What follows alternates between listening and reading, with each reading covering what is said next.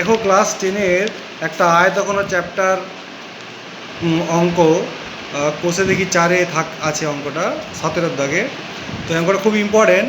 21 metre দীর্ঘ 21 metre মানে 2.1 metre দীর্ঘ আর 1.5 মিটার প্রশস্ত একটি আয়তঘনাকার চৌবাচ্চার অর্ধেক জলপূর্ণ আছে। ওই চৌবাচ্চার আরও 630 লিটার জল ঢাললে জলের গভীরতা কতটা বৃদ্ধি পাবে হিসেব করে লিখি। তো এখন দেখো এটা একটা চৌবাচ্চা, এই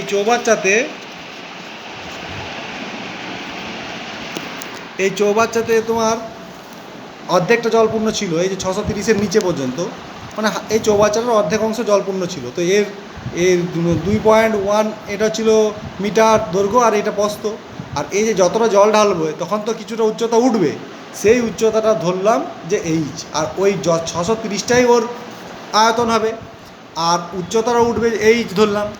তাহলে আমাদের দৈর্ঘ্যপ্রস্থ দেওয়া আছে, দৈর্ঘ্যপ্রস্থ আমরা যা থাকবে তাই।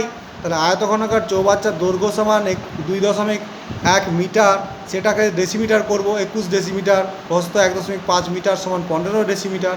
তো ধরি জল ঢালার পর উচ্চতাটা এইচ ডেসিমিটার হবে।